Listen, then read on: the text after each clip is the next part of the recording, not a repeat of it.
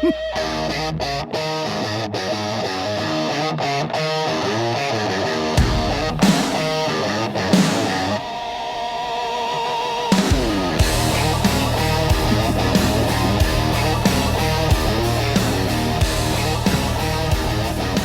off the headset in Studio One. I know it's only been a couple of days, but what the hell? I want to say greetings, good evening, how you doing? Welcome into Beyond Ringside Live on this 29th day of March, calendar year 2026. Yep, in Studio One this evening. Originally, it planned to be at the Beer Hog. It has just been a chaotic weekend. First off, thank you to everybody tuning in through BeyondRingside.com, ProWrestlingRadio.net, TuneIn mobile app, StreamRadio.net, all the way up and down the network. So many different ways you can find us. And on the replay side of life, you got it pretty much wherever you can get your shows.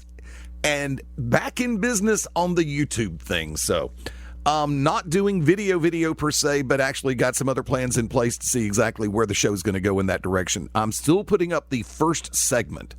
Also, I will be going back to put up interviews that have recently been done. So that's taking a little bit of time. I got a buzz working this afternoon, and it's not from the good stuff. Gotta love electronics. That's all I can say. Bear with me on that one. I'll try to fix it sometime during the break, and I'll see exactly what's going to pop before it's over with. Of course, by the same token, I do have to say, there's always something slightly therapeutic about grabbing lunch at Waffle House. It can be centering all over. It's kind of like, to hell with yoga, give me Waffle House. Chicken and egg plate, you got it. Chicken cooked under the dome, egg scrambled with cheese, hash brown scattered light, give me raisin toast and apple butter. I'm good to go for a little while. Throwing that one in play. Aha, that could be what it was. It's simply a wiring thing. That's what electronics are all about. Well, fix that buzz for a minute. And never did get one last night. Oh, by the way, before I move on to the next one, I want to say hello to Larissa and everybody over at the Waffle House Diner in Pelham. Damn. It was cool. It was fun. I had a lot of great... it's good when your server is kind enough to throw out what she feels is going to be an obscure reference. I'm referring to, on this one, here's elucidation for everybody. When she throws out the comment about, I've got chills, they're multiplying, and the first thing pops in my head is like, she knows Grease. So I finish out the line of the song. She's like, you caught that? I said, yeah. Thanks for playing. Let's pick another one and let's run with it. So once again, a lot of fun this afternoon. Got a chance to get the head on straight. Been dealing with situations, Facebook, God love you, all the above. Cover that a little bit later on in the show. Going to be joined in about 25 minutes from now by a longtime friend of the show and a great person to be around. Ring announcer extraordinaire, promoter extraordinaire with the Scenic City Wrestling Group. A lot of you are going to know him from the Scenic City Invitational, Scenic City Rumble right around the corner. Scott Hensley, slated to join us around 7:30 Eastern Time. Looking forward to having Scott back on. It's been way too long. If I sound a little hyperactive today, I don't know why. It just happened about 4 minutes ago. Just barely cracked into a good old-fashioned green monster, but what the hell. Coming through the weekend, some great conversations taking place. I'm going to have announcement coming up in the next week, possibly as soon as Wednesday, about a new venture coming up for me personally. I'm going to throw this one out there, and this is going to sound cheesy. I know this is going to, a lot of you are going to look at your speakers and go, okay, well, but this is the truth. I've stayed primarily in the DJ realm to pay my bills. I love pro wrestling. I have for decades. I've always enjoyed working with it. Would normally drop a lot just to make the road trip to go work. But in this particular era for me, it's going to sound hopefully balanced, which is something a lot of you are not used to hearing from me, is something balanced. Just, I have to pay the bills first and foremost, and I know a lot of people go, well, duh, dumbass. But that's why when I was able to break the news about the Brown Derby on Saturday, A lot of you know I take bookings for weekends all the way across the board, especially weddings, birthday parties, things like that. I'm not walking away from that part again. I kind of did with a previous situation, and I paid the price for it. I'm not going to go too deep on that at this time. Basically because my lawyer told me to keep my mouth shut for a minute. And that's being real.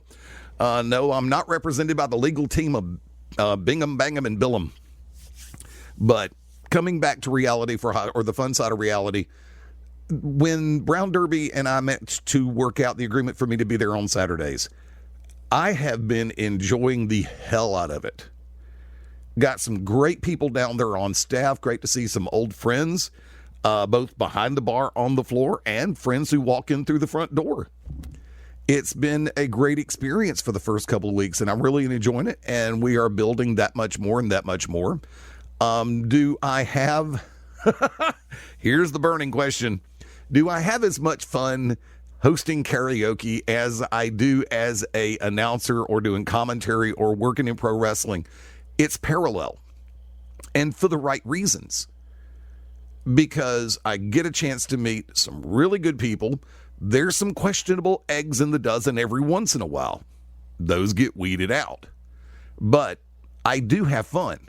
I have a great time, and I'm able to pay the bills. So once again, all the way across the board, if the right offer comes in from a pro wrestling promotion, MMA promotion, something to do announcing or commentary, I can make the time to be there. With all due respect to everybody who gainfully employs me, I can make the time to be there because I can work something out to have somebody capable and qualified covering my shows here in Birmingham. So I haven't walked away from it. And if you heard the recent interview with Matt, or the homecoming with Mad Dog Dan Sawyer, you will note the fact he said, yes, there is another chapter in the book of Global Championship Wrestling. And off air, we talked about it. When situations prevail, yes, I will be rejoining Global. Just like case point scenario, Shane Knowles has said there might be another chapter somewhere down the road for Peach State. Yes, I would rejoin Peach State. My scope is limited by choice, so I'll leave it at that. So coming back to the original statement for a minute, thank you to everybody down at the Brown Derby. The last couple of weeks have been phenomenal. I'm looking forward to the rest of this run. Who knows how long everything's going to last in this reality, in this timeline. Also from there, back with the Beer Hog tomorrow night, Monday night, your karaoke night, 6 p.m. Central. Beer Hog will be closed on April 5th, I believe. It's next Sunday. So therefore, but advance notification. Just got word back from Scott Hewlett recently, and yes, we are going to go back live next Sunday night, April 5th. Working out the timeline on the details right now. Also working on the return appearance for Bubba Cagle with New Era Wrestling and their upcoming live event, their anniversary show. So as soon as we get all the timelines locked down, I will have that on social media. A lot of you saw that, yes, there have been graphics put up for today. There's also one for this Tuesday night, another homecoming, if you will. Originally known as the Master of Malice, now one of the Brutes, or the Brute, Mark James. Been a while since we've had a chance to talk to Mark. We being myself and my 47 other personalities, some of which actually do speak English. Why do you think I say I speak 9 languages, including NASCAR? I'm going to go ahead and shift over for a second. Something I've been meaning to say, I really like the t-shirt that Jacob Fatu has. F around and try us. I like it. I love it. I wouldn't mind one hanging on the wall or framed on the wall. Which, for those who see every once in a while the shots from the Beer Hog, that back wall's about to change. Beyond Ringside has a home away from home, and I want to say thank you again to everybody at the Beer Hog. We will be putting some decoration up on that back wall every once in a while when we're there live. It's going to be interchangeable. And yes, I've got some classic t-shirts that I will probably be putting up in that frame shot as well. I've got a couple in particular that I've been holding on to get ready to post on a public forum. One being a flashback for Alabama wrestling fans. The Inhuman Fly got one of his original shirts. Chip Day, Do or Die Chip Day, still have one of his, and that may be going up as well. Who knows? And I'll buy a T-shirt in a heartbeat if I think it's cool, if I think it looks good, if it doesn't matter if I plan to wear it or not, because I will spend the money to support people in this industry. The drop of a hat. It's that easy. Moving over as we continue down the road to WrestleMania. I am the most invested right now in the build with Brock Lesnar and Obafemi. They have done so much with so little, period. You don't have to have a 5, 10, 15-minute promo going back and forth. Sometimes 1, 2, 3 simple moves are just as impactful with no words being said. We've seen this in years gone by. A lot of people have that flashback to moments when I make a reference like that. They'll think about perhaps the Shield facing off against the Wyatts. Not one word said on a microphone. It's one step, one step, one step, one step, one step. They get there and the stare down and the crowd goes ballistic, nuts, crazy, erupts. That's one of the reasons why I appreciate builds like this. I think that the Cody and Randy has just gotten drawn out. Because there's times when, and especially since Mania has been pushed further back this year, you have that extra time. How do you fill it? You really need to, and this is an open statement to WWE, and I'm going to cover something about AEW in a minute that I put on my personal Fast Eddie Layne page. So let me go ahead and throw this one out there.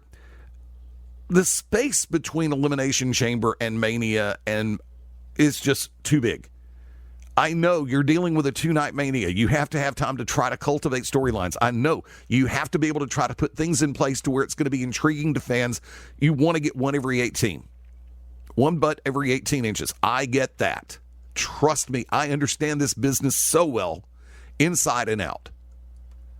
I've worn every hat there is to wear. There, I said it. Drink. Sorry, I got to do a better job of promoting this week's drinking game.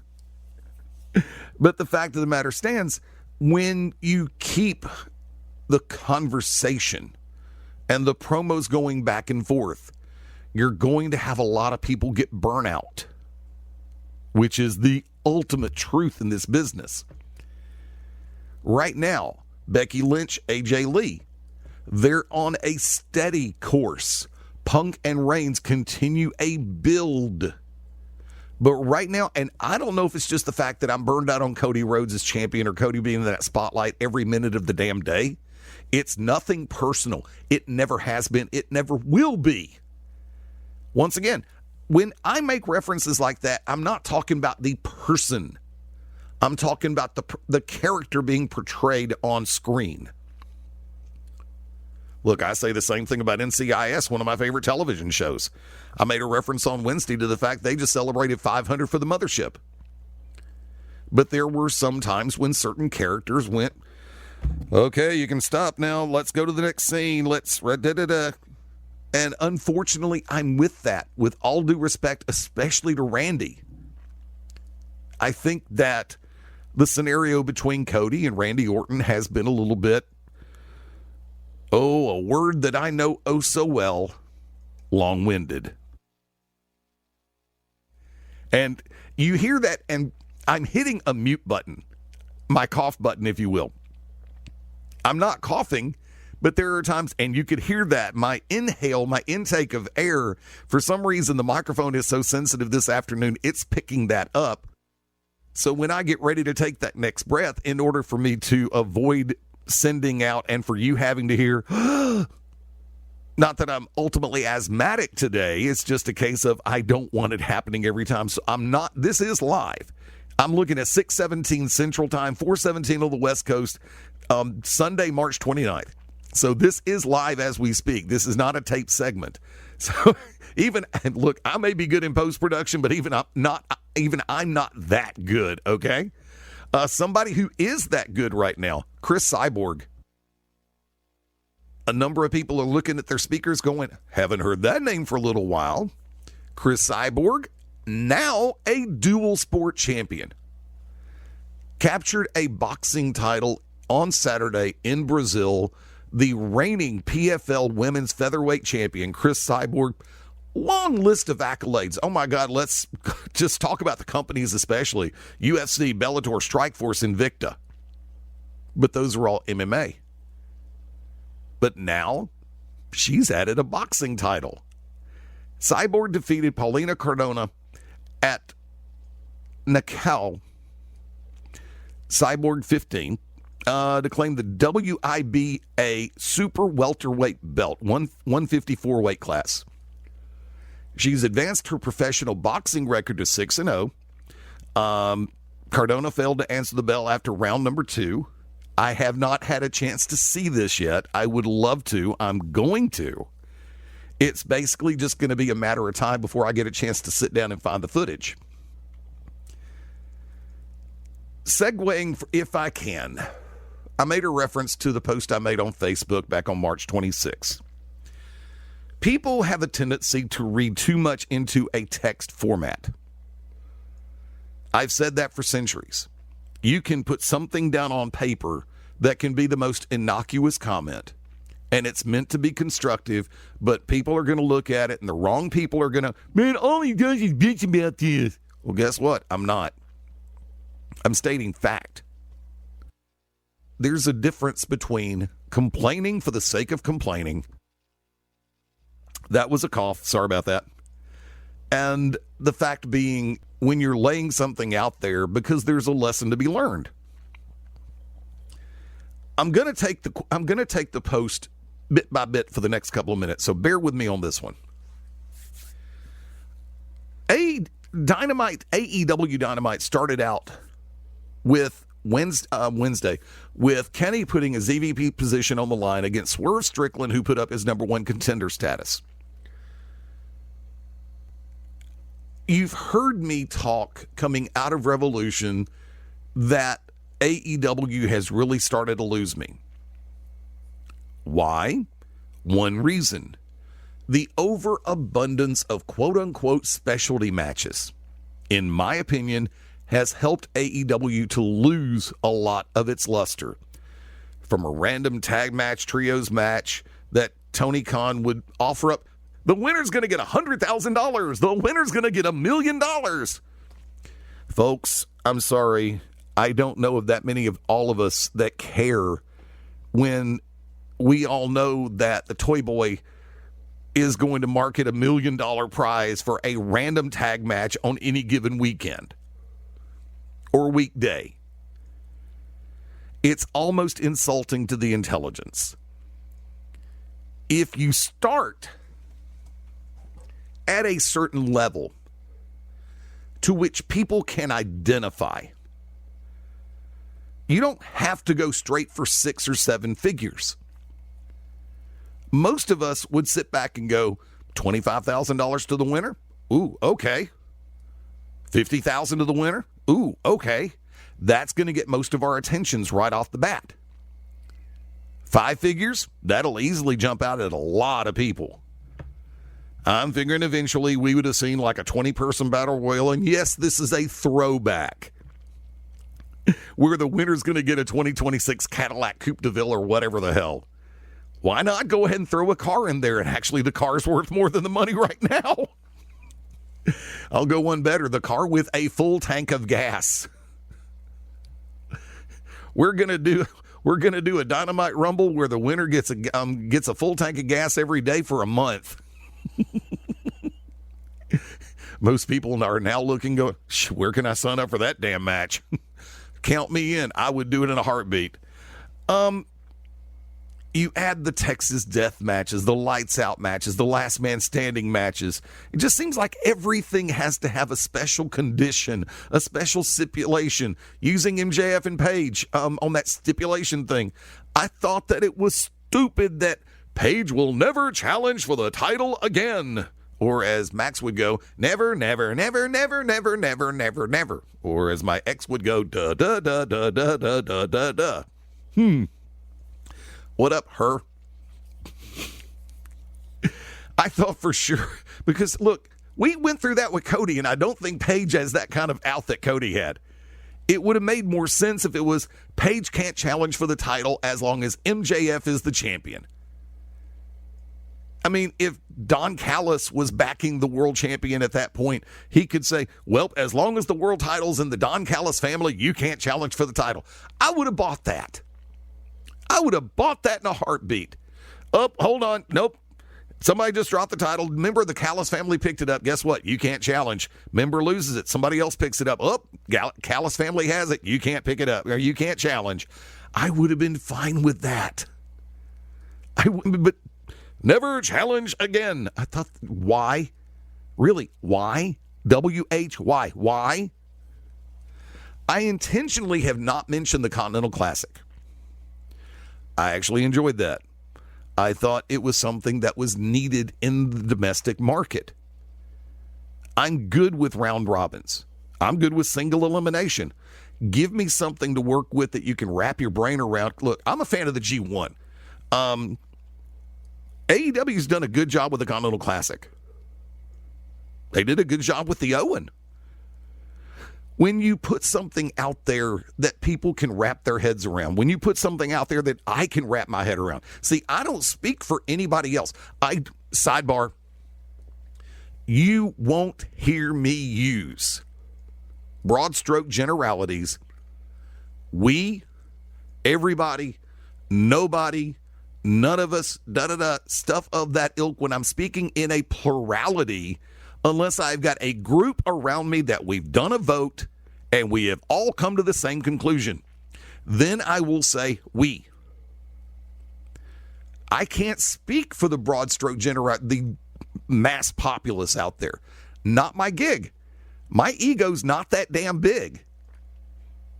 Not even in the 80s or the early 90s. Trust me on that one.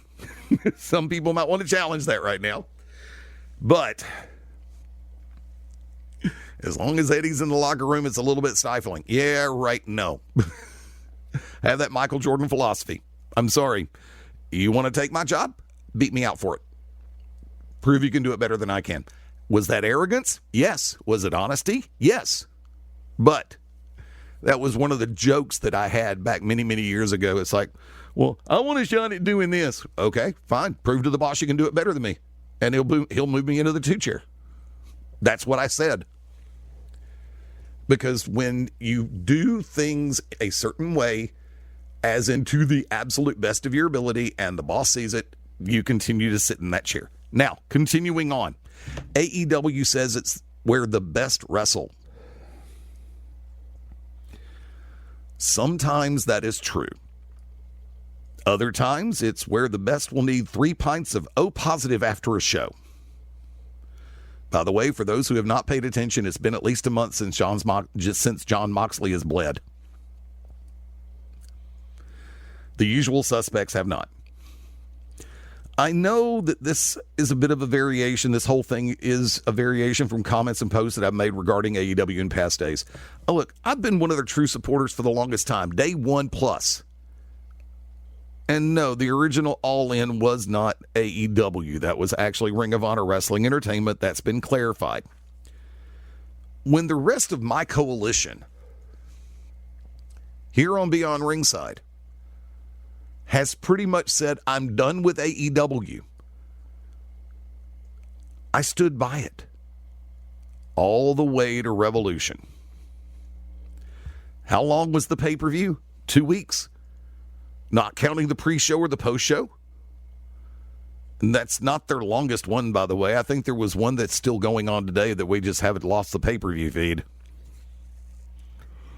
You can tell when the pay-per-views go that damn long, you're going to have crowd fatigue.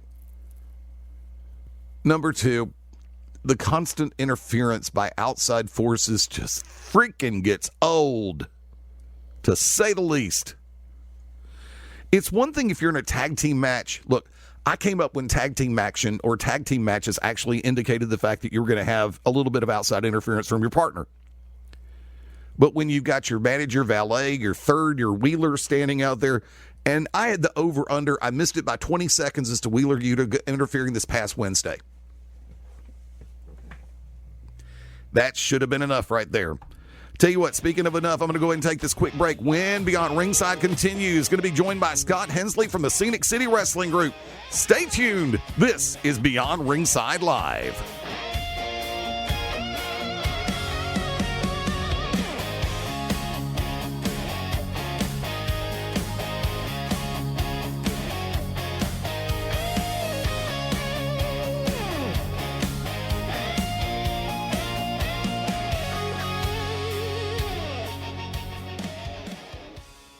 What's going on, everybody? This is Scott Hewlett, owner of House of Heat Pro Wrestling, and you guys are locked in to Beyond Ringside. I'm Glurn the Terrible, intergalactic space alien and purveyor of bad advice, bad attitudes, and bad breath, and you're locked in to Beyond Ringside, and it's your own damn fault. When planning your next party or special event, insist on the best. Full Range Entertainment is a professional entertainment company providing a full range of services. From professional disc jockeys and MCs to catering and photography, when the details of your special day must be perfect, call us first. Wedding receptions, corporate parties, school functions, birthday celebrations, and more.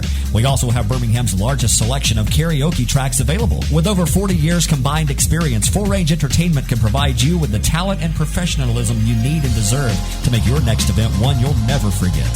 For more information on the full range of services we offer, call 533-HITS. That's 533-HITS. Or check us out on our website at fullrangeentertainment.com. Hello, everybody out there. This is Universal Soldier Phil Shatter, also TNA Gunner. 2 years in the making as NWA National Heavyweight Champion, making my way to the top as #1 in the world. And you are locked in to Beyond Ringside. This is Bambi Weeble with Masters of Ring Entertainment, and you are locked in to Beyond Ringside. The Beer Hog in Pelham, Alabama is your craft beer destination. Featuring 64 crafts on draft, a full bar selection, and a great menu with some of your favorite eats, The Beer Hog has everything to be your go-to place to get together with friends, family, and co-workers after a long day. Check out our website, thebeerhogal.com, and join us on social media. There's always something happening, and you're always invited. Come on in, 2408 Pelham Parkway, located in Campus 124. Come on in to The Beer Hog. This is Dan the Beast Severn, the only Triple Crown champion in the UFC history, and you're listening to Beyond Ringside. You better pay attention, otherwise I know where you live.